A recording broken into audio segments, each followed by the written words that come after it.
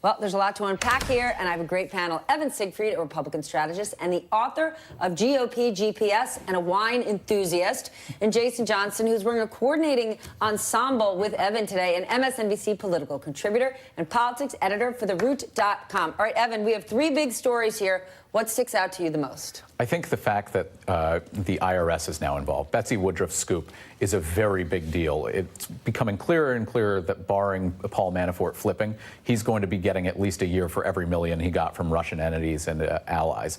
He's in serious trouble because it looks like he might have been involved in a money laundering scheme. Whether or not the IRS Special Investigations Unit is also targeting the president, that remains to be seen. But one thing they do have access to that they don't need to ask for is Trump's tax returns. Exactly. The big T. People within Trump's own team tell me that Trump goes off the rails if you go anywhere near his taxes. So if you now have the IRS in the mix, we learned yesterday that Eric Schneiderman is now working with Bob Mueller. This thing is getting closer and closer to follow the money. Given President Trump's business history, this is a man who's been bankrupt 4 times. How dicey is this getting? This is beyond dicey. This is slice and dice. They're done. They're done. Look, when Paul Manafort, when the FBI no, and they're not done. We've said they're done, and this is unreasonable. No. I don't mean Patriots were done in the Super Bowl in the first exactly. half. I was never a Falcons fan. I never trusted. More I knew than they were the going to first fail. half. Yeah. But no, from the standpoint, this is not about the president himself. This means that the people next to him are going to be in trouble. This means that you're going to have somebody, at least symbolically, probably put on a perp walk. And the fact that the most important thing that I notice in these stories is Mueller knows we're going to go after these guys at the state level because Trump then can't pardon them. And that's where people are getting nervous. That's where Arpaio doesn't really matter. That's where the president can't necessarily say, I've got your back on this, because if you get hit up for some sort of charge in the state of Texas, in Washington, D.C., in something in New York, you're going to be in trouble no matter how much you want to defend the president. All right. Well, if Mueller wants to go after tax violations, he needs to do this through the Department of Justice and the tax division. There is no tax head. Could President Trump get ahead of this and stick one of his homeboys in there? I mean, Sheriff Clark now is available. He's free. Yeah. Well, Sheriff Clark's going to be the next special counsel. Come on. He's taking over for Mueller with Gary Busey as his deputy. But I think everybody's missing one thing here, that when you hear about Mueller and Eric Schneiderman working together, I think that's a disaster for people who are trying to find the truth, because Eric Schneiderman is a hyper-partisan, always has been before he was even New York Attorney General.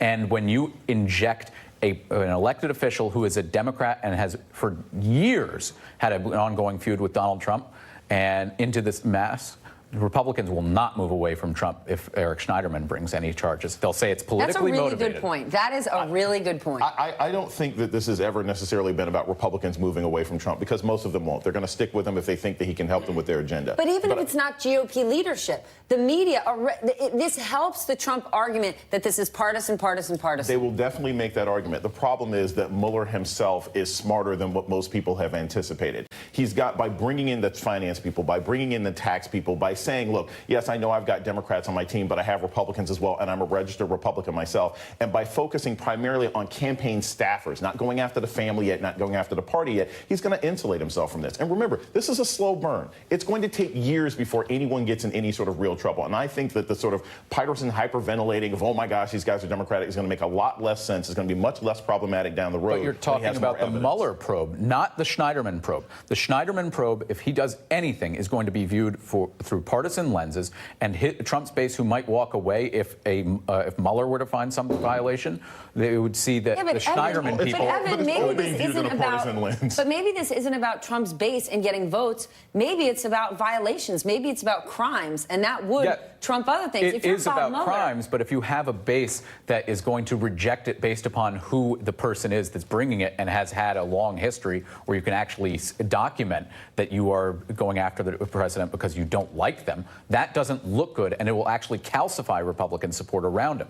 I don't agree with it, but I think that Eric Schneiderman is in very dangerous waters, and anybody putting faith in him, it's wrong. The base can't protect Paul Manafort. The base can't protect Michael Flynn. That's not really going to matter. And again, as far as the Republicans in the House and Senate are concerned, look, part of the reason we even have a special prosecutor is because they don't want to be involved in this. Because if something does blow up, they don't want to be in a position of having said I was having Trump's back. So I don't think this is going to make that much of a difference. Mueller's going to going to be able to do this investigation, I don't think Schneiderman's going to harm or lead any Republicans to throw themselves in the sword for Donald Trump. And if Mueller is playing four-dimensional chess here, he's going to say, Schneiderman may be super partisan, but if this protects me from Manafort being able to get pardoned by Trump, I'll take that risk. No, I agree with that 100%. I'm talking about the political optics. All right, I'm there. Now, President Trump's lawyers arguing or making the point he didn't obstruct justice. I kind of think, of course they would. That's their job. Right. I'm bemused by this, that they're doing this early. Like, it was this preseason. We're going to lay out our arguments now and see what Mueller's going to give us. It doesn't matter. The president, look, this is what we've seen all along for this president, this sort of tendency to, like, I want to lay out my case early. I want to sort of lean on you. It's similar to him calling Chuck Grassley right before his son's supposed to testify. These are I mean, all... that, for me, is a beauty. Exactly. Calling Chuck Grassley. Ethanol. Right. Want to talk? Exactly. I mean, come on. But he does these sorts of things all the time and then doesn't realize that this looks like you're obstructing justice or is at least leaning on people really, really hard. So, again, his lawyers are going to make whatever complaints they want, and I'm sure Mueller said, thank you very much, put it in the garbage can and continue his investigation. I get that does kill me. Sort of the let me lean on Chuck Grassley. Let me not thank Gary Cohn. Like, it's just so obvious. It's painful. Like, up your game a little. I don't know.